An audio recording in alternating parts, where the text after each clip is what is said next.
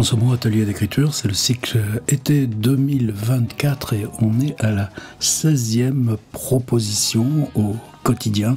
Écrire tous les jours, comment ça modifie notre rapport aux œuvres, comment ça nous permet de, j'allais dire descendre, c'est pas, mais je l'assume ce mot-là.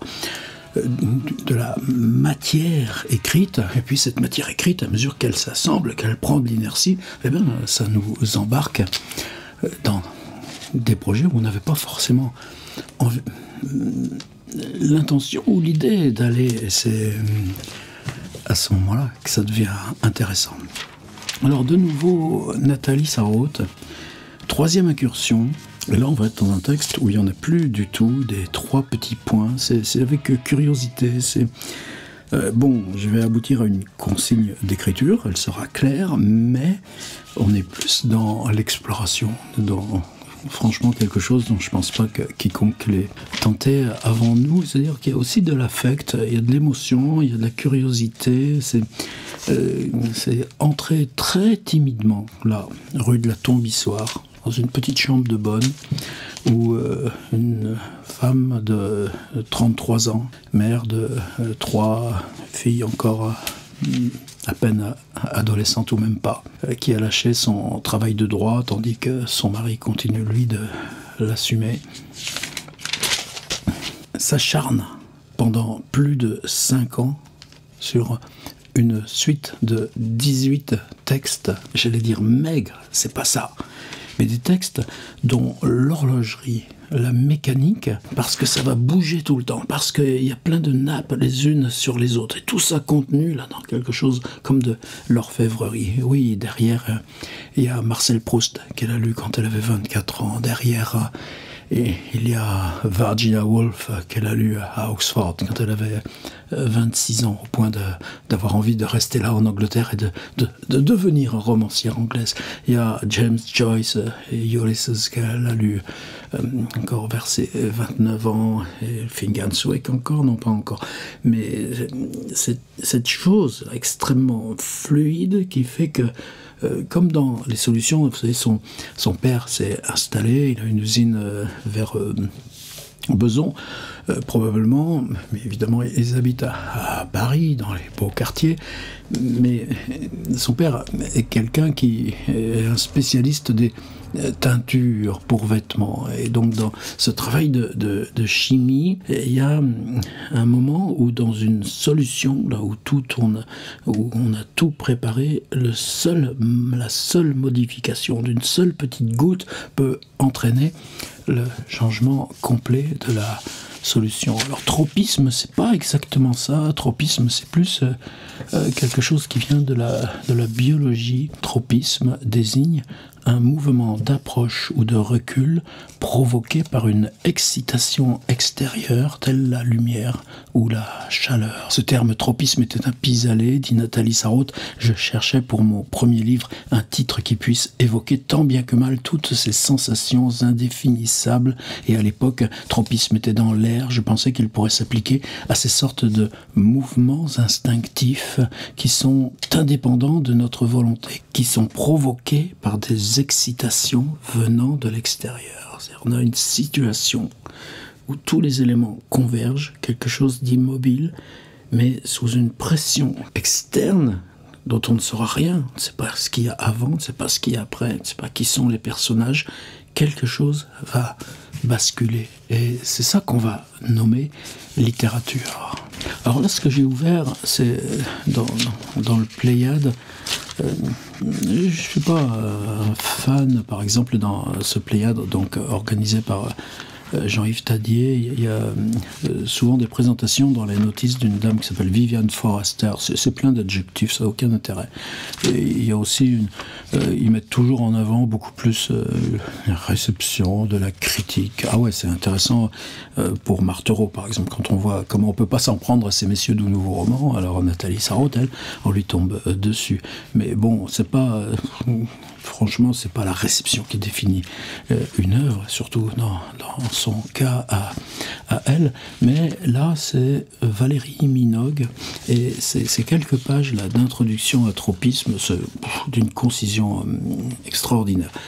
Alors, ce qu'on apprend, donc, en accord avec Roger Sarraute, son épouse, Nathalie Tcherniak, prend rue de la Tombissoire, loue une chambre de bonne au 6e étage et se rend là au quotidien pour écrire.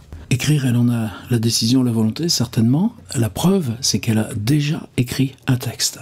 C'est celui-ci qu'on va regarder. Le premier texte écrit de Tropisme. Il fait 2 pages, c'est très court. Et de 1933 à 1937, elle va écrire en 5 ans 18 textes brefs, toujours sur ce même principe. Donc le temps que tu mets pour les identifier, pour les attendre, pour les construire, pour faire que tout devienne fluide et acide là-dedans, rapporter ces 5 ans à ces 18 textes, j'arrive pas moi. C'est pas... je suis trop dans Balzac ou Claude Simon et autres, c'est pas mon univers. Et pourtant, et en 1937, justement, avec, ils font ça tous les deux, Roger Sarraute et elle, on commence à transmettre à des éditeurs le manuscrit des 18 textes. On va commencer par Jean Paulhan, NRF Gallimard, la revue Mesure, refus. On va commencer par Jean Paulhan, la revue NRF et Mesure, refus. On va continuer chez Gaston Gallimard, refus. Ensuite, elle ira voir chez Grasset, un nommé Henri Muller. Nous avons examiné Tropisme. Il y a certes des qualités dans ces pages, mais d'une part, cela nous paraît un peu hermétique pour le grand public. D'autre part, c'est un manuscrit bien court qui ferait à peine chez nous une brochure dans ces conditions. Nous ne pouvons le retenir. Avec tous nos regrets, je suis contraint de vous renvoyer vos pages. Aujourd'hui, on enverrait par mail et on ne le renverrait même pas. Et 1939, de Noël, lui, l'accepte. Et donc le livre va paraître avec ses 18 fragments. Il y en a 24 dans le livre. Ah oui, puisque après la guerre, ça paraîtra... Il y en a 24. Ben oui, puisque après avoir publié le Planétarium, on sera en 1957, et c'est Rob Grillet, conseiller à minuit, qui lui demande de rééditer Tropisme. Bravo, le Rob Grillet. Et là, donc, on a 6 textes de plus, et ça va donc à 24. Et ça, c'est l'édition définitive. Alors ce sur quoi Sarraute insiste, c'est qu'ils ne sont pas publiés dans l'ordre d'écriture, et on a justement là, c'est elle qui nous informe que sur et c'est elle qui nous informe que sur cette série de 18, le premier écrit donc par cette femme de 32 ans, c'est le numéro 9. 1, 2, 3, 4, 5, 6, 7, 8, 9. Elle ne dit pas que c'est une architecture, un plan. Elle dit que ce qu'elle a cherché pour la publication, c'est que le lecteur puisse faire un chemin de l'un à l'autre. Et voilà, le 9, vous voyez que ça fait un recto verso, même pas du Pléiade. On a 1, 2, 3, 4 paragraphes. Cette idée d'un texte en 4 paragraphes, je pense que peut-être vous pourriez la reprendre. Premier paragraphe, et ça va signer plusieurs des textes dans Tropisme. C'est la 3e personne, c'est un elle. De la même façon, on aura des il au singulier, des il au pluriel, des elle au pluriel, mais ce pronom impersonnel, puisqu'on ne sait pas qui sont ces personnages, on ne saura rien de ce que sont ces personnages. On a une situation, là, une silhouette assise sur le bras d'un fauteuil et une certaine expression dans le visage. C'est simplement ça dont elle part. Et puis, l'intervention extérieure, quelque chose qui se transforme, se modifie, et le texte s'arrête. Et ce travail-là, de texte sans bord, mais avec un énorme hors-champ dont on ne saura rien, c'est la signature de Tropisme. Et ce « elle », ou ce « il », je pense que vous pouvez, vous, l'explorer. Elle et 4 paragraphes. Premier paragraphe. Elle était accroupie sur un coin du fauteuil, se tortillait, le cou tendu, les yeux protubérants. « Oui, oui, oui, oui, disait-elle, et elle approuvait chaque membre de phrase d'un branlement de tête. Elle était effrayante, douce et plate, toute lisse. Seuls ses yeux étaient protubérants. Elle avait quelque chose d'angoissant, d'inquiétant, et sa douceur était menaçante. C'est-à-dire la silhouette, et puis ensuite, on ne sait même pas, là, qu'il s'agit d'une conversation. Elle, 2 points, oui, oui, oui, oui, disait-elle, et elle approuvait chaque membre de phrase, donc les phrases dites par d'autres, d'un hochement de tête. Mais nous, on n'a eu que les oui, oui, oui, oui, sans du tout, quoi que ce soit, des phrases qui lui sont adressées.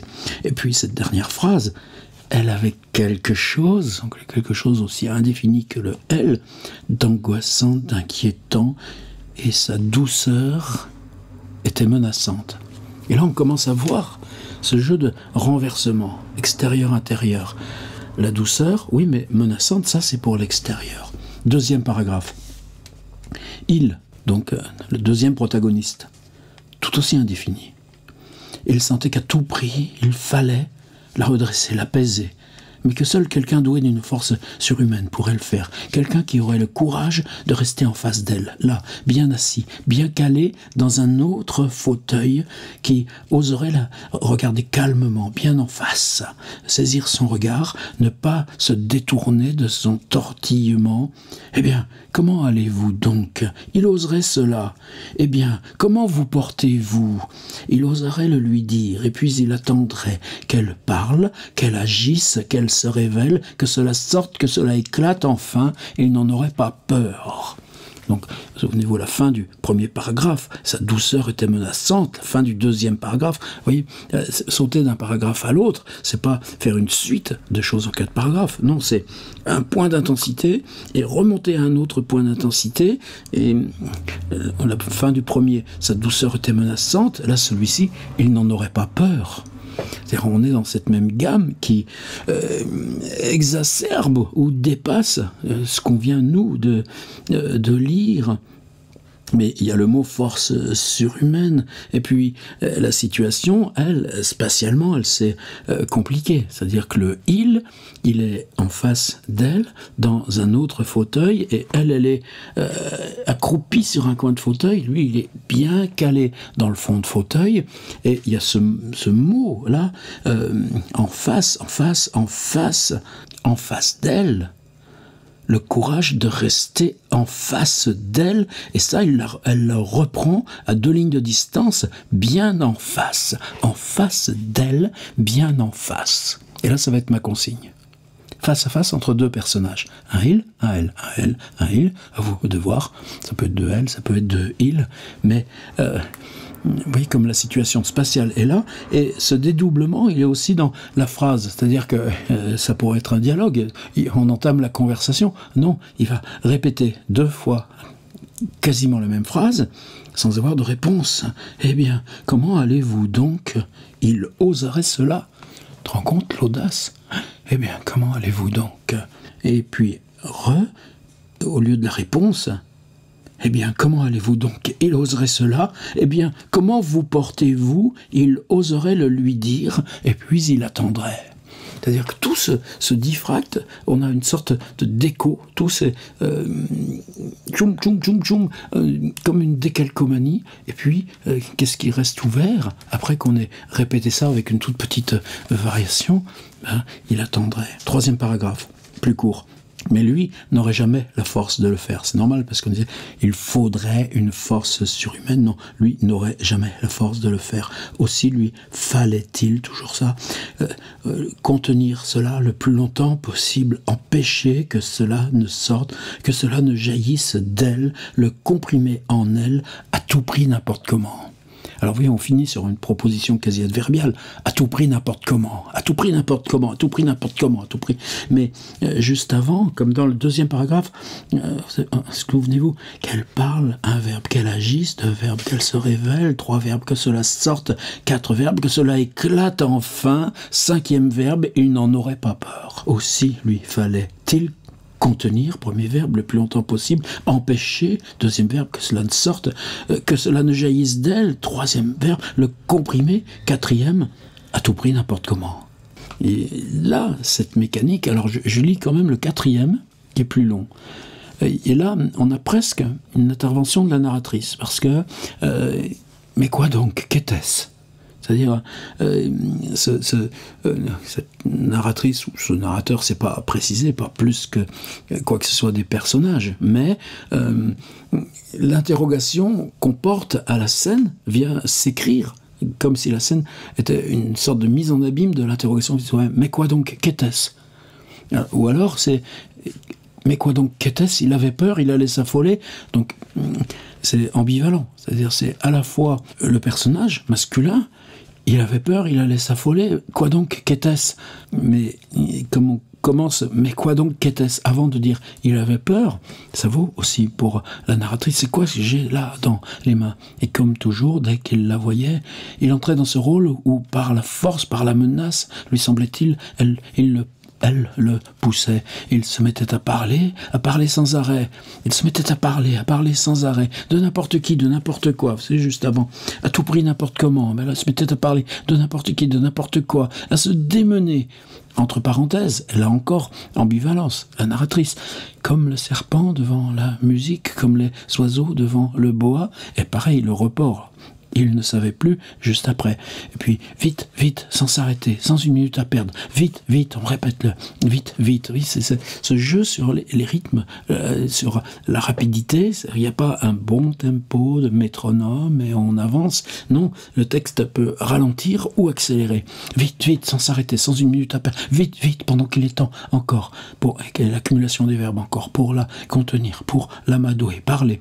Et encore, cette machine à ressasser, mais parler de quoi ? De qui ? De soi ? Mais de soi, des sens, de ses amis, de sa famille, de leurs histoires, de leurs désagréments, de leurs secrets, de tout ce qu'il valait mieux cacher, mais puisque cela pouvait l'intéresser. Mais puisque cela, oui, même ça on le répète, puisque cela, puisque cela, puisque cela, puisque cela, et parce qu'on bégaye sur le puisque cela, vient quelque chose qui émerge entre d'un personnage à l'autre, de l'autre personnage à l'un, ou de la narratrice très ambivalente qui installe la situation et le face à face. Il n'y avait pas à hésiter, il fallait le lui dire, tout lui dire, donc toujours parler, se dépouiller de tout, tout lui donner, encore les verbes, il n'y avait pas à hésiter, il fallait le lui dire, tout lui dire, se dépouiller de tout, tout lui donner. Oui, mais se dépouiller de tout, tout lui donner.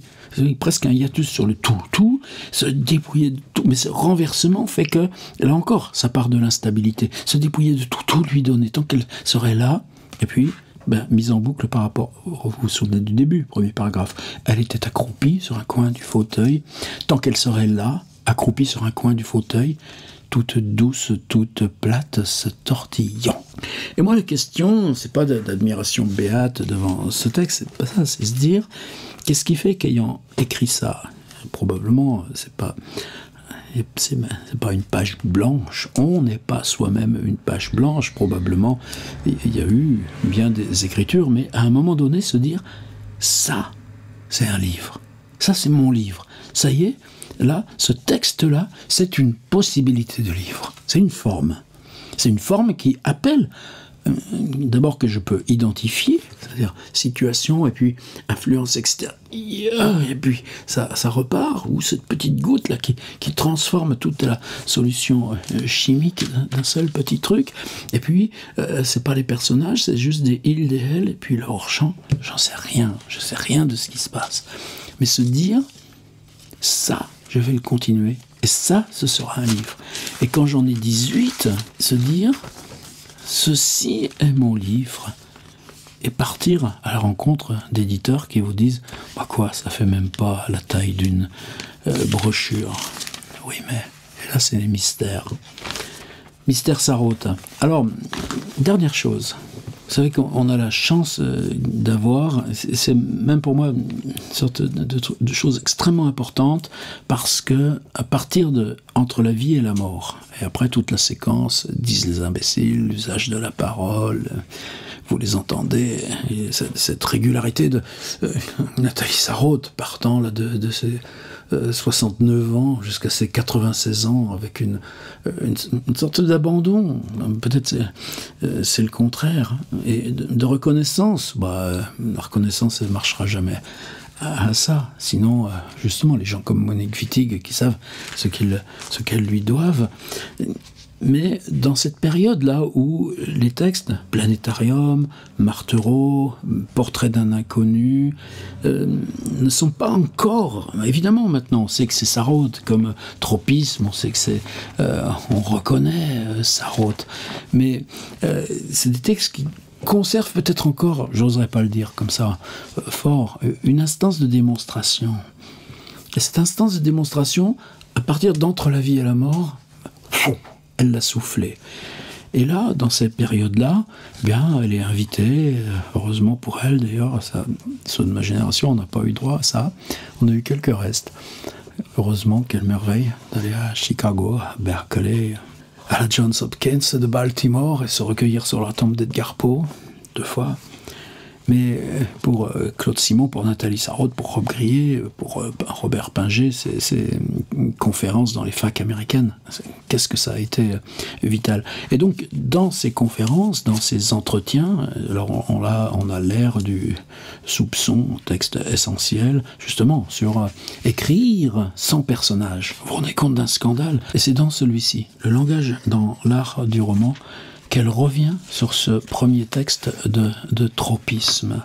Alors, on a 2 pages. Je vais vous lire juste cette page qui est extrêmement directement Nathalie Sarraute parlant de ce texte qui sera l'ouverture de l'œuvre. Même si dans Tropisme, il est en position 10 et pas en position 1. Je vais donc vous lire un de mes textes, m'efforcer de reconstituer devant vous un peu de mon travail. Quel bonheur! La seule chose dont je sois sûr, c'est de la sincérité de son effort pour dégager une sensation qui me paraîtrait encore inexprimée, pour la débarrasser de ce qui l'encombre, et de m'efforcer, comme je pouvais, de la faire vivre au moyen du langage. J'ai choisi le premier texte que j'ai écrit. Ça l'a écrit avant? Bah non, hop là, le premier texte que j'ai écrit. C'était en 1932 et qui fait partie de mon premier livre, Tropisme. Elle était accroupie sur un coin du fauteuil, toute douce, toute plate, se tortillant. De quoi s'agit-il? Qu'est-ce que cela signifie? Je ne me suis pas posé cette question dangereuse. Si je l'avais fait, j'aurais renoncé à chercher. Une notion toute prête serait venue se plaquer aussitôt sur ce que je voulais décrire. J'aurais pensé, il s'agit ici de la timidité. Ah bon? Ça va faire partie de la consigne, la timidité? Pourquoi pas? Une signification connue, rassurante et banale. Un personnage se trouve en présence d'une de ces personnes dont on dit qu'elles sont timides. Il essaye de la mettre à l'aise, comme on fait toujours en pareil cas. Dès qu'on prononce ce mot, timidité, tout se fige. Une notion épaisse, patinée par l'usage, recouvre cette palpitation de quelque chose d'indéfinissable, comme une couverture qu'on jette sur le feu. C'est de la timidité. On sait ce que c'est. Tout est vu, tout est su, tout a été dit, tout s'éteint, il ne reste qu'à s'en détourner et à penser à autre chose. Mais il y avait là un mouvement. Et c'est ce mouvement que je m'efforçais d'explorer, de décomposer, de suivre. Un mouvement chez qui? Qui provoque ce malaise? Qui l'éprouve? Qui sont ces personnages? De qui s'agit-il? Mais si je m'étais intéressé à cela, aussitôt auraient surgi des personnages dont il aurait fallu s'occuper. Ils seraient entrés dans les catégories toutes prêtes, où ils ont leur place, où ils sont à l'aise, celle d'une nouvelle ou d'un roman. Mais il s'agissait d'une sensation, d'elle seule, peu importe chez qui. Elle seule concentrait sur elle toute mon attention. Il ne fallait pas m'en distraire un seul instant. La sensation émanait d'une forme où seul jouait un rôle, le cou tendu en avant, les yeux protubérants et le tortillement. Quelqu'un se trémoussait au fond d'un fauteuil, paraissait appuyé sur l'autre et son trémoussement provoquait chez l'autre certains mouvements. Chez qui? Qui était l'autre? Peu importe. Chez n'importe qui. Chez vous ou chez moi. C'était une sorte de transe, une sorte de danse que seul le rythme des phrases pouvait transmettre. C'était une sensation dont seules des images pouvaient donner des équivalents. Des images, les premières qui se présentent, des images banales, traversent la conscience de celui qui, à son tour, se trémousse, se démène et s'affole, ou plutôt des images qu'on verrait la traverser si son mouvement pouvait être vu au ralenti, comme j'essayais de le voir. Quelque chose le pousse sans répit, il lui semble qu'il se vide, que quelque chose qui émane de l'autre le vide. La phrase se déverse toujours plus vite, par bribes qui déferlent, jusqu'à ce que tout s'arrête et s'apaise, tant qu'elle serait là, accroupie sur le coin du fauteuil, toute douce, toute plate, se tortillant. Est-il besoin de dire que ce choix de langage n'est pas l'effet d'une réflexion froide, mais plutôt d'un instinct? Seule la sensation l'anime, le dirige. Ce que je vous en dis, je le reconstitue après coup, avec le plus d'exactitude possible, mais sur le moment, la sensation faisait ce que bon lui semble du langage. Elle était le langage, elle se confondait avec lui, elle n'existait et se formait que par lui. Sans lui, elle n'était plus rien, un vague malaise, et lui, à son tour, n'était rien sans elle. Voilà. Nathalie Sarraute, le langage dans l'art du roman, elle s'explique sur comment lui est venu et comment elle a travaillé à 32 ans ce premier texte qui est le 10 de Tropisme et dont elle dit « le premier texte que j'ai écrit ». Voilà, tous ces mystères sont là. Et moi, ce que je souhaitais qu'on partage ce soir, c'était qu'est-ce qui fait qu'à 32 ans, là, devant 2 pages, on puisse se dire « ceci est un livre, ceci est mon premier livre ». Ceci est le premier texte que j'écris. Et arriver à comprendre rétrospectivement que non, des personnages, il n'y en a pas. Il y a un elle, puis il y a un il. Qu'il y a un travail de fluidité, de rapidité des verbes, de répétition. Et dans l'intérieur de chaque paragraphe, vous pouvez le regarder scrupuleusement, ce travail de répétition est d'une mécanique incroyable. Et puis il y a une situation, un face-à-face. Un face-à-face où il n'y aura juste que quelques phrases échangées, c'est-à-dire adressées par le « il », toujours avec comme une sorte d'écholalie, une phrase qui se répète, à la fois dans le 2e paragraphe et à la fois dans le 4e, à un autre personnage dont la situation fait que ce qui la définit, c'est la timidité. Et donc, il y a ce face-à-face qui se tortille accroupi sur un bras du fauteuil, et puis l'autre bien carré en face. Voilà. Donc, 4 paragraphes, un il, un elle, ou 2 il ou 2 elle, et le face-à-face. Et puis cette question de la sensation, et aller au bout d'explorer la sensation, et que chez Nathalie Sarraute, ce qui fait qu'elle dit « ceci est le premier texte que j'ai écrit », c'est que la sensation est mouvement. Avec ça, on a de quoi s'occuper ce soir. Et moi, je pensais aussi que c'était une sorte d'hommage. Si vous ne souhaitez pas rendre hommage à Nathalie Sarraute, allez, attendez la prochaine proposition. On va basculer dans autre chose, évidemment, comme chaque soir. Mais ce premier texte, c'est si rare d'avoir affaire à ça dans la littérature. Voilà. Ce soir, on paye notre dette.